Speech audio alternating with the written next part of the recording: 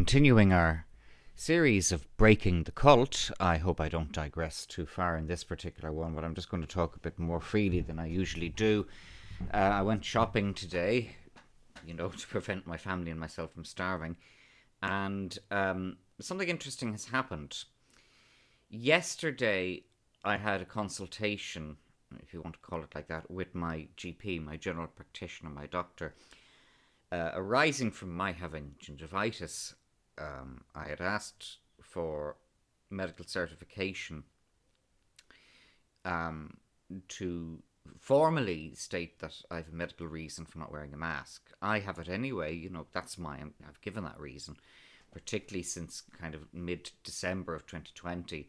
I became more aware that there is quite a pressing need for me not to wear a mask. But the reply from the doctor was that practice does not give masks, does not give certified indemnification, medical certified indemnification from wearing a mask. And that would be because that the law in relation to masks, I can never remember it, I think it's either 296 or 396 statutory instrument of... Yeah, I just put the recorder on hold there and took a look. It's 296 of 2020. Statutory Instrument 296 of 2020 is the law in Ireland that talks about masks.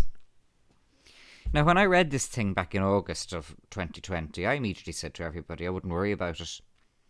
I said it doesn't say it's a burden of proof on anyone, so in other words, you have to be taken at your own word. Who decides the exemption? You do. But given circumstances that arose from mid-December of 2020, I thought it'd be no harm, based upon specific circumstances, to get a doctor's cert. So I sought it and was told there's no need. Well, I could have told you that. So what I did today, and I'll do a separate post on it because it's actually quite important, was I wrote to the Assistant Commissioner of the Gardaí in charge of Dublin, and I told her this, and what I said was, if you look at videos of the Gardaí demanding that various people show medical certification, they're not entitled to do that. And that has, there's a domino effect here. If the Gardaí are prosecuting people for not wearing a mask, and they put in their prosecution or the guards' evidence that the person didn't have medical certification, that's a mistrial. Immediately, that's a mistrial. Now, the problem with people who, particularly when they try to defend themselves, is that they don't know how you can construct a mistrial. A mistrial is constructed by the Gardaí trying to get evidence that isn't lawful. So if the Statutory Instrument 296 of 2020, there I'm remembering it, doesn't stipulate that a person shall have a medical certificate to prove their case, that means there's no burden of proof upon the accused person. So if they say I have an exemption, that's it. So the guards can't be demanding that people show medical certs. Because here's the thing. I went to my doctor. I tried to get a medical cert. I was refused. That's final.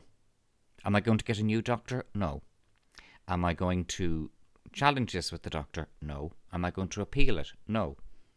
I did everything in my power to get the medical certification. I couldn't get it for whatever reason. So, as far as I'm concerned, I'm not going to try that again.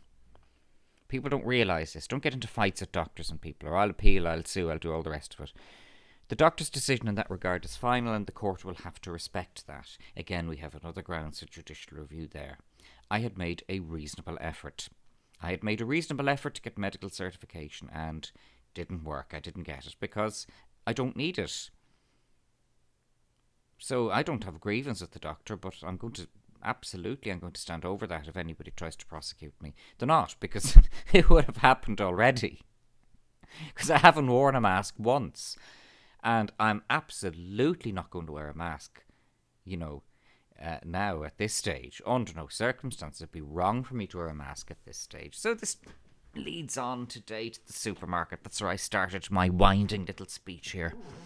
I don't like giving these kind of videos where I'm going, and wait till I tell you now. And I went to the supermarket today, and food is very good because you don't want your parents to starve. And my parents now, sure, wait till I tell you, my parents grew up in the city centre of Dublin. Dublin was invaded by the Vikings in around 988, and then in 1988, Dublin stayed. I don't want to be going around all the houses here. I'll try and keep it a bit to the point, but I don't really have a script in front of me here. I'm just talking off the top of my head.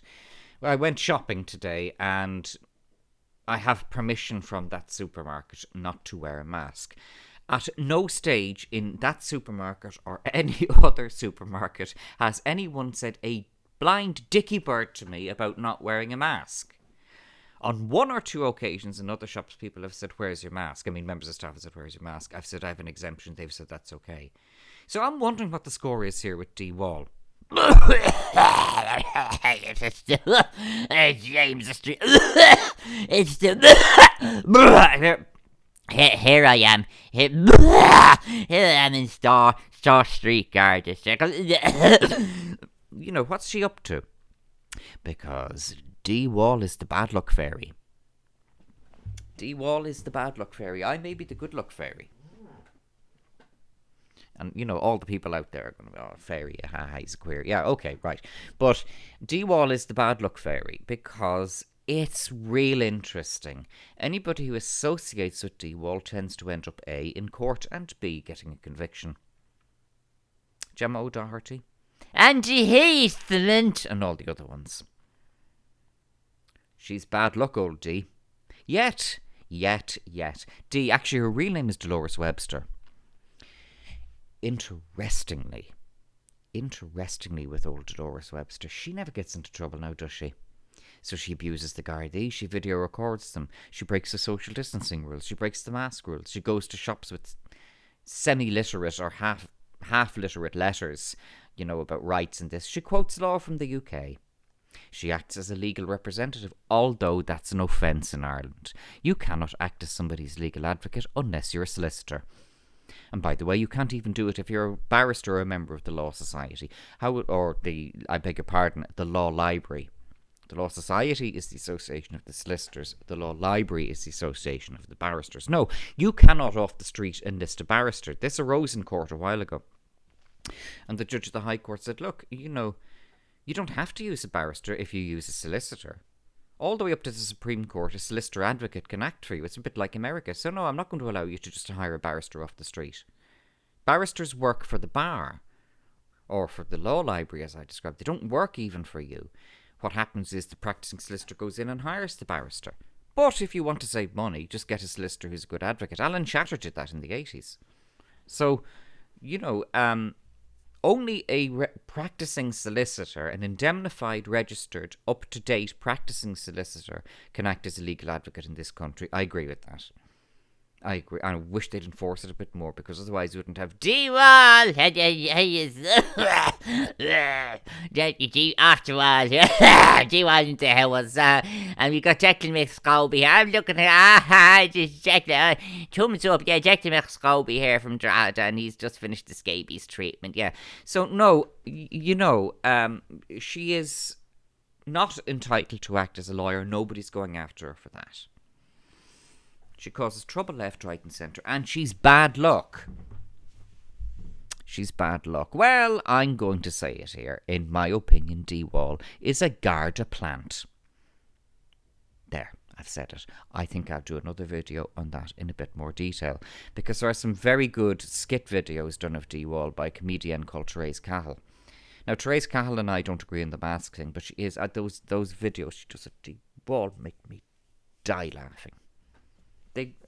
There's one she did a while ago, and I put it up, and it just is so funny. I don't know, maybe it's just my puerile sense of humour, that kind of thing, but oh man. Anyway, let's get back on point. When I discovered that I was not required to even get a medical cert, I did what I do best, and I wrote a letter to the Chief Garda of Dublin, Assistant Commissioner Cagney of the Dublin Metropolitan Region, and I wrote her a letter. I sent it today. I'm now going to pin it on my Twitter, because it kind of supersedes the letter that's been pinned on my Twitter since August. I think it's a lot more legally relevant. I'm not giving legal advice. This is my own personal vision of this.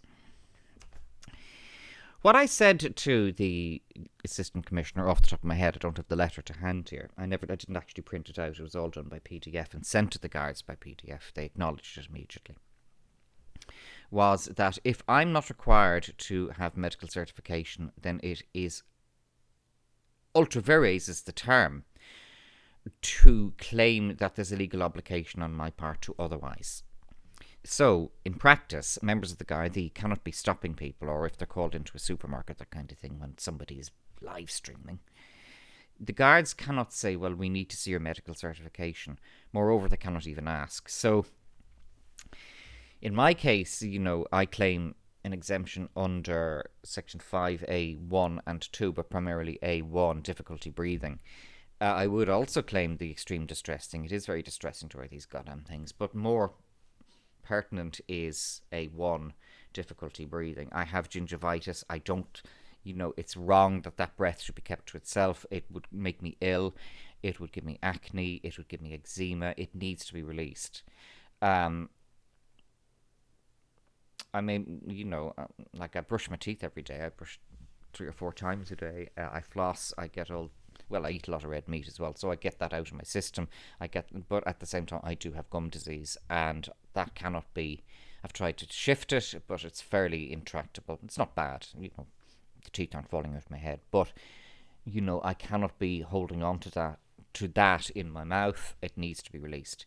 So that would be my medical reason, but I don't have to tell that to them. I just say difficulty breathing, and the guards have to accept that.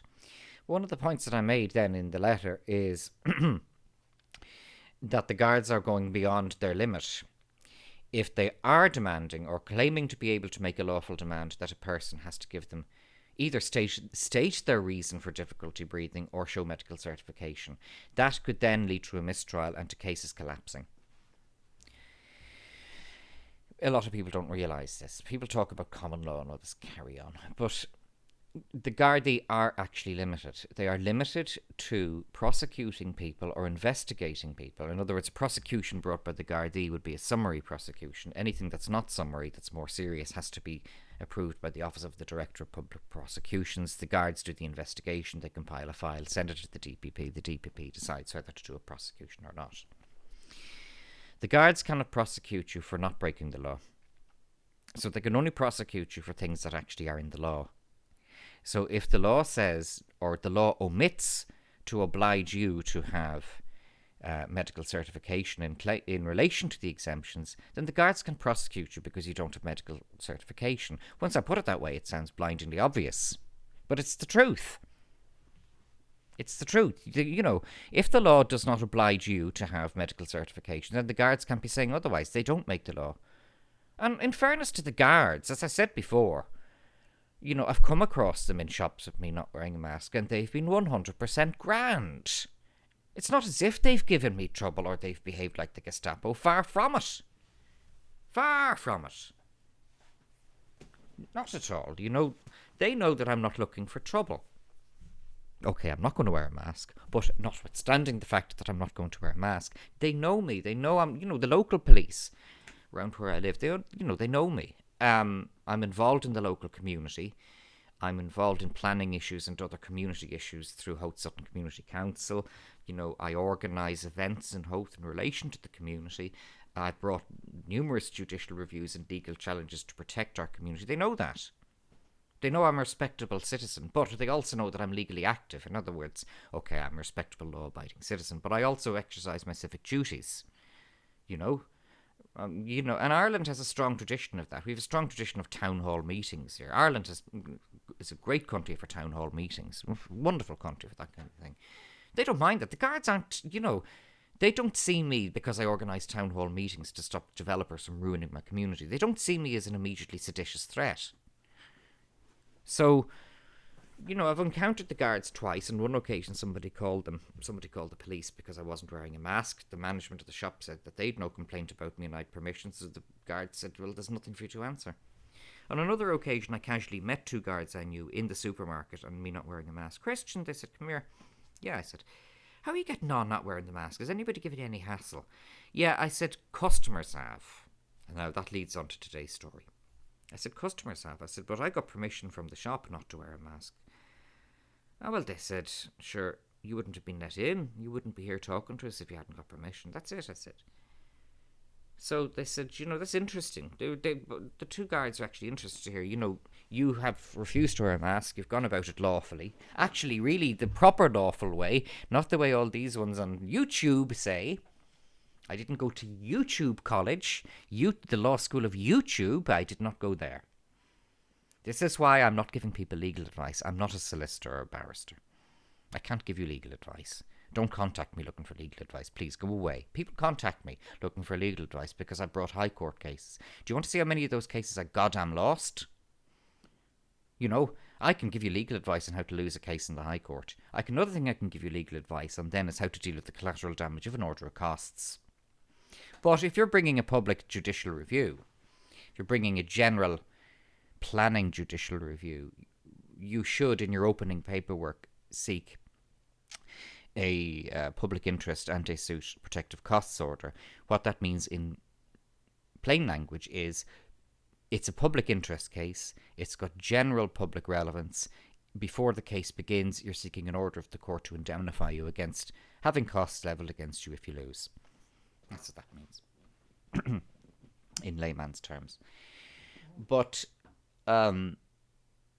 today I went shopping and I had stepped out of the supermarket. I now use cardboard boxes. I don't use bags because bags cost.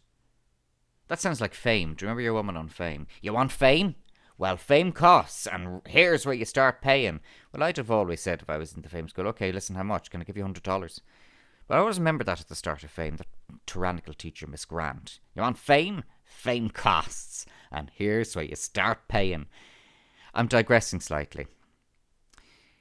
Plastic bags cost, I think they cost about 30 cents or thereabouts. The bigger ones, the real catch penny rip-off bags, they cost €1 there. So no thanks. I got a cardboard box, put the shopping into the cardboard box, and was wheeling the trolley out, and I was actually outside the premises, and then we had attack of the soy boys. Ah, God. This fella says to me, why are you not wearing a mask? I said, why are you not minding your own business? And he was, he'd the little beard, and he was wearing kind of all the cycle-y clothes, and he'd this kind of voice. I can't do their voices. I find it hard to imitate their flat accent. There is a type of accent that I cannot imitate. I'm not a bad mimic, but there's a type of accent I cannot imitate. It's a flat, woke type of accent. That's the best way I would describe it. I bet you he supports Biden. So I'll just have to do it in my own accent. Why are you not wearing a mask? And I said, why are you not minding your own business? He said, why are you not wearing a mask? I said, no, you answer my question. Why are you not minding your own business? He said, you're supposed to wear a mask in the shop. No, I said, you're supposed to mind your own business. He said, it's mandatory. I said, it's mandatory for you to mind your own business and not harass people in public. He said, you have to wear a mask. I said, you have to mind your own business. And then this other geezer. The soy boys cling together. His little pal chimed in. This other guy at a car says, and here's the bad language, this, I have to endorse my goddamn YouTube videos with this. He says, everybody's fucking business if you're choosing to make people sick. I said, who the fuck are you? So he vanishes and, hey, I've broken the bad language thing here. The first cunt fucks off then. So I put the shopping in the car. I was coming back with the trolley, and there was your man, the second guy.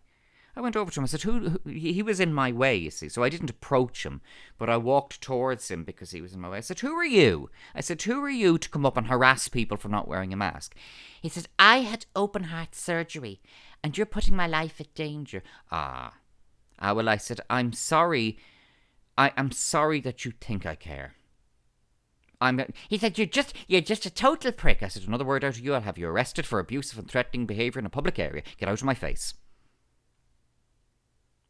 And that's how you deal with them. This is a cult. This is a cult. It is a cult. It is a cult. Oh, yeah. And these two cunts, there I've said it. These two cunts did not even think to themselves, well, maybe that man who's not wearing a mask has permission of the shop not to wear a mask. You see, when you're in a cult and you know that there's something wrong here, and they do know that there's something wrong here, when you're in a cult, you attack others.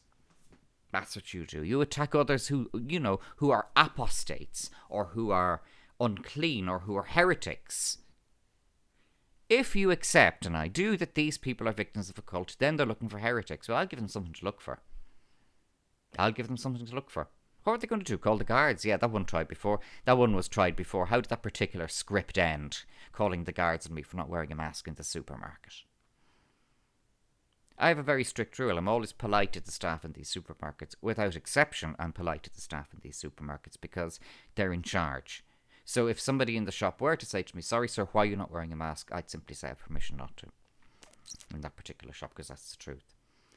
But as far as I'm concerned, members of the public who take it upon themselves to accost me for not wearing a mask are open game. Open season, fair game. You are going to get it. Do not get into my face if you think you're going to uphold public morality here. No, I'll show you a scene. Ladies and gentlemen, in the supermarket car park, could we all stop everything? There is now going to be a scene. Please stand back and watch, and you'd be surprised how many normies love a scene. They think they don't, they love a scene, normies do. No, Jesus, normies love a scene. Real life soap opera opening in front of them, and a lot more authentic than Arthur Fowler's nervous breakdown in the 1980s. Here's a scene, boys and girls, look, here's a scene. And then when you get these culties who, come after the heretics and they see that you're up for it, then they back off, as these two cunts did. I wonder... I better put on my sad voice. I wonder why so many Irish men today are completely fucking pathetic. Yes, I do. I wonder why they're completely fucking pathetic. I look at the state. At least their women weren't around them, because they wouldn't be getting a blowjob for a while after the treatment they got from me. Hey, I'd get a blowjob sooner. Nothing better than a blow. Hey, listen, I may be gay, but you can't, a mouth's a mouth. Hey, there's a blowjob for you. I've had blowjobs from women. Can't beat a blowjob. They're actually good at blowjobs. But anyway, women are better at blowjobs than men as well. That's said from experience. What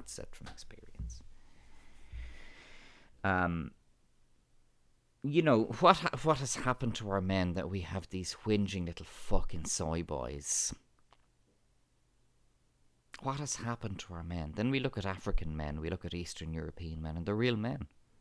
And okay, I take great exception to Black Lives Matter and to the gaslighting about us being racist and all that. At a personal level, I don't have a problem with Africans. I've got on well with Africans because they can see a kindred spirit in me. The Africans look at me and they say, hey, he's a bit different. Whether I look gay or not, or whether I sound gay or whatever, they know that I'm somebody who's not going to stand for shit, and they respect it. That's the truth. I've got on. I remember getting my computer serviced in Fairview, and, there was African fellas out in the street, and I stepped outside, and we were all chatting. They see me as somebody who's not going to be pushed around, but they respect it, and they'll have a laugh with you. But I will say this culturally about the Africans. They don't like pussies. They don't respect men who'll allow them to walk all over them. They don't respect that. But they respect me. I've never, ever, ever had any abuse from African men in Ireland. I've never given it to them. I've always got on with them. But they will, they're good at banter. They are good at banter. This is something, you see, we talk about the Africans assimilating into Irish culture. The Irish, particularly the Dubs, are good at banter. Well, we've so much in common with the Africans. Because they are good at banter. They'll give it back to you as good as you give it to them. But, I have to confess, I've never had a personal problem with these people. And I don't believe that we would have a problem with racism or Black Lives Matter in this country, were it not for the fact that there are these NGOs making a lot of money from pretending that there's racism here. Will the NGOs go away? No. The NGOs, once they're set up, they're going to stick around. They are a cancer, these NGOs are. And they have these very posh, CEOs and staff who are very highly paid but are as sanctimonious as any clergy. Those NGOs, once they're set up, they need to find a reason. So they're going out there stoking trouble by pretending that racism exists or it doesn't. This is not a racist country. I'm not going to have these bullies in NGOs. Rethink Ireland and Lekela and all these ones tell me that I'm a racist. I'm not a racist. How dare you? How dare you? My parents and I, when I was working as a teacher, and my parents worked for many, many years, we paid the taxes that you're now living off, you parasites. You talentless, mediocre, fifth-rate NPC parasites running these NGOs. Would they do anything that they're doing in those NGOs for free? No. If they saw a person in trouble on the street, they'd cross the other side. These scumbags in the NGOs. Get out of my face. Fuck off. How dare you? How dare you? But the reality is that we are seeing racial strife in Dublin, and it's because of the NGOs. And then they have their mouthpieces in RTE primarily. And woke politicians like Aon O'Riordan and Breed Smith and pencil neck Paul Murphy. It's interesting. Dee Wall latched on to Paul Murphy during the water charges. So that was a left-wing politician. Now she's latched on to people who are labelled, whether accurately or not, and I'll very much qualify that. She latches on to people who are now labelled as far right. Funny, and Dee's videos then also appeared in relation to the Jobstown thing and Paul Murphy. We need to look at D. There's something about D. I think. Yes, absolutely. Absolutely. So, oh God, these two cunts in the fucking shops today. I wouldn't have used bad language in this video because I know the American listeners don't like it because they don't like it in America. All their cinema contains bad language, but Americans in day-to-day life don't like bad language. I have digressed slightly. Anyway, Thomas Sheridan has a good video out today talking about... one of the things he talks about, and it's quite a serious thing, is infiltration of causes. And how there would be people working for the state who would be used by the state to get into these protest movements or these kind of things. And what they do is they suck people in and they get them into trouble. Well, Dee Wall's doing that. This is a classic thing that they're doing here. Look at the videos, look at her talking to the guards. That, she's not a good actress. Not a good actress, how Dee Wall is. And look at how then the people associated with her get into trouble. Thomas mentions this in his video today, so I've linked it. I'm talking about, and it's the label of this video. I've digressed more. I've been a lot more rambling than I usually am. But he's talking about the issue of, I'm talking about the issue, of breaking cults. These two people today who encountered, I wouldn't call, sorry. These two men, these two entities that accosted me today are in a cult. They are victims of a cult. That's how I see them. That doesn't mean I intend to be sympathetic to them in the shop and say, hey, do you want to come over to the right side? You've got Stockholm Syndrome. I'm not going to do that. Sorry, I'm bringing the shopping home. Piss off. Get out of my face. They're beyond rescue. The soy boys. I had open heart surgery. You should know I had open heart surgery. I don't care, sorry. I also said to him, if you're an invalid, you shouldn't be out shopping. I know, it's harsh. But it's the truth, actually. If he's an invalid, he shouldn't be inflicting himself on all the rest of us. What was he expecting from me? He's so bloody stupid that he looked at me and thought he'd get pity points for telling me he'd open heart surgery. Oh, I'm terribly sorry you had open heart surgery. I'm terribly sorry. I'll put a mask on now because you'd open heart surgery. Yeah, it totally changed my position here. They're not even good judges of character. But they are cult victims. I'm not going... they are like the Moonies who approach you on the street or those kind of ones. They are victims of a cult. And what they're doing, what they did today was they were doing the cult's work. But I'm not going to, just get out of my face. I'll give them back as good as they give me. And it was your man. The only reason why I've allowed bad language into this video is because Mr. Open Heart Surgery. I had open heart surgery. Mr. Open Heart Surgery decided to say, it's everybody's fucking business. Hey, he's a big man. He used the word fucking. Yeah. What a hard man. What a knob. Jesus. But here we are. And I'm still not getting into trouble for not wearing a mask. I'm not going to be cocky about it. Okay, I can talk in my videos here, but I'm not going to cause trouble in the shops. You know, I'm not going to claim law that doesn't exist, but I am going to claim that certain legal obligations that are claimed by other parties do not exist, such as an obligation on the part, or an assumed obligation on the part of people to actually show medical evidence. Am I going to show, let's say I even was obliged, I'm going to show medical evidence or certificate to two goddamn soy boys who approach me in the car park of a supermarket? No, fuck off. I'm not going to do that. Get out of my face. How dare you? So we're dealing here with a cult, you know. These people are in their own... Well, they're not people, no, sorry. These entities are in their own way quite comical, but you do hear it's like listening to a track. It's not a human. Thomas, in his most recent video, the one I've linked there, says something that I observed myself. Humanity is splitting. And we're seeing this now. We're seeing it polarize in America. Because it is something that I realised only a day or two ago. They're beyond rescue. They're beyond rescue. So we are separating. You know, okay, I'm staying in the system in as much as I know the law, to the extent for myself. I know the law for myself, to the extent that I know how not to get prosecuted or even into trouble for not wearing a mask. But, you know, do I buy the narrative that these two things came up to me with today? No, I don't. Of course I don't.